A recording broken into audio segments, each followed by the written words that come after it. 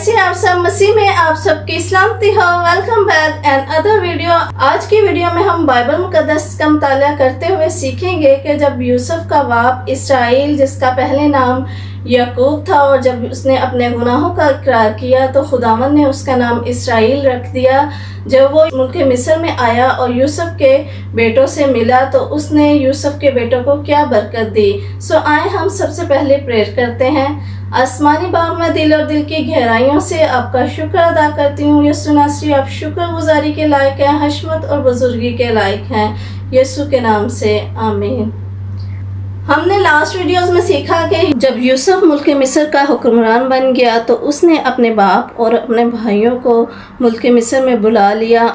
याकूब और उसके बेटे मुल्क मिस्र में जा रहे थे तो याकूब ने रास्ते में बेरशबा में आकर अपने बाप इसहाक के लिए कुर्बानियाँ गुजरानी, और खुदा ने रात को रोया में इसराइल से बातें की और कहा, ए याकूब, ए याकूब। उसने जवाब दिया, मैं हाजिर हूँ। खुदावन ने कहा, मैं खुदा तेरे बाप का खुदा हूँ। मिस्र में जाने से ना डर, क्योंकि मैं वहाँ तुझसे एक बड़ी कौम पैदा करूँगा।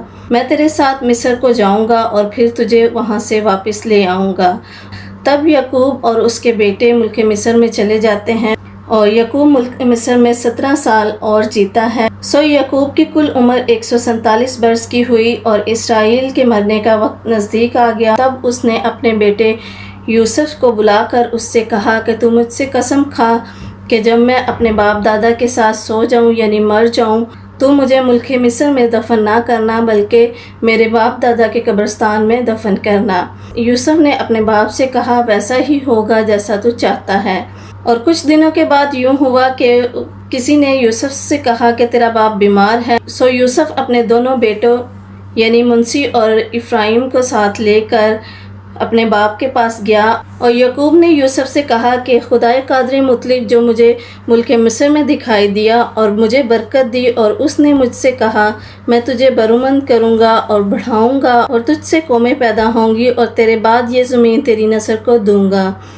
सो तेरे दोनों बेटे जो मुल्क मिस्र में मेरे आने से पहले पैदा हुए वो भी मेरे बेटे हैं, यानी रोबन और शमौन की तरह इफ्राइम और मुंसी भी मेरे बेटे हैं। फिर इसराइल ने यूसुफ के बेटों को देखकर पूछा, ये कौन है? यूसुफ ने अपने बाप से कहा, ये मेरे बेटे हैं जो खुदा ने मुझे यहाँ दिए। उसने कहा, उनको ज़रा मेरे पास ला, उनको मैं बरकत दूँ। लेकिन इसराइल की आंखें बुढ़ापे के सबब से धुंधला गई थी और उसे दिखाई नहीं देता था। सो यूसुफ उनको अपने बाप के नज़दीक लाया और उसने उनको चूमा और गले लगाया। और इसराइल ने यूसुफ से कहा कि मुझे तो ख्याल ना था कि मैं तेरा मुंह देखूंगा, लेकिन खुदा ने तेरी औलाद भी मुझे दिखा दी।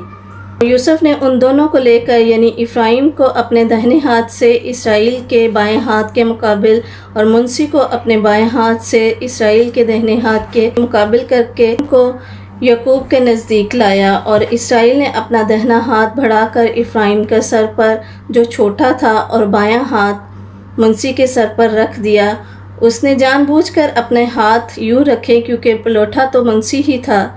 और उसने यूसुफ को बरकत दी और कहा कि खुदा जिसके सामने मेरे बाप इब्राहिम और इसहाक ने अपना दौर पूरा किया, वो खुदा जिसने सारी उम्र आज के दिन तक मेरी पासबानी की, और वो फरिश्ता जिसने मुझे सब बलाओं से बचाया, इन लड़कों को बरकत दे, और जो मेरा और मेरे बाप दादा इब्राहिम और इसहाक का नाम है, इसी से ये नामज़द हों और ज़मीन पर नहायत कसरत से बढ़ जाएं।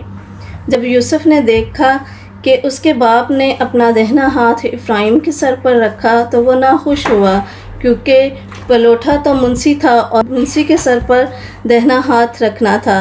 लेकिन उसने पहले इफ्राइम को बरकत दी। और यूसुफ ने अपने बाप से कहा कि ए बाप, ऐसा ना कर, क्योंकि पलोठा ये है, अपना दाहिना हाथ इसके सर पर रख। इसके बाद बाप ने ना माना और कहा, ए मेरे बेटे, मुझे खूब मालूम है मुंसी से भी एक गुरोह पैदा होगा और ये भी बुज़ुर्ग होगा, पर इसका छोटा भाई इससे बड़ा होगा और इसकी नस्ल से बहुत सी कौमें पैदा होंगी।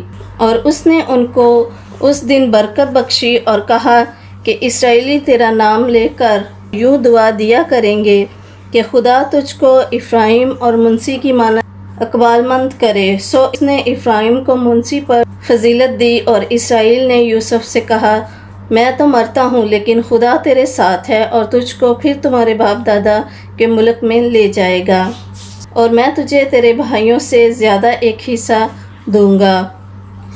اس طرح یعقوب نے اپنے بیٹے یوسف کے بیٹوں کو بھی برکت دی۔ اس سٹوری سے ہم سیکھتے ہیں کہ جب انسان اپنے ماں باپ کا فرما بردار ہوتا ہے، اپنے خداوند کے ساتھ راست بازی سے چلتا ہے تو خداوند اس کی اولاد کو بھی بلیس کرتے ہیں، اس کی اولاد کے ساتھ بھی اس کے ماں باپ کی دعائیں رہتی ہیں اور وہ اقبال مند ہوتے ہیں، بابرکت ہوتے ہیں۔ خداوند کے ساتھ ساتھ ماں باپ کے فرما بردار رہنا بہت ضروری ہے۔ آئی ہوپ آج کی ویڈیو آپ کو اچھی لگی ہوگی۔ مزید ایسی ویڈیو دیکھنے کے لیے دیکھتے رہیں my YouTube channel grace of God. Bye bye, God bless you all, take care. Subscribe.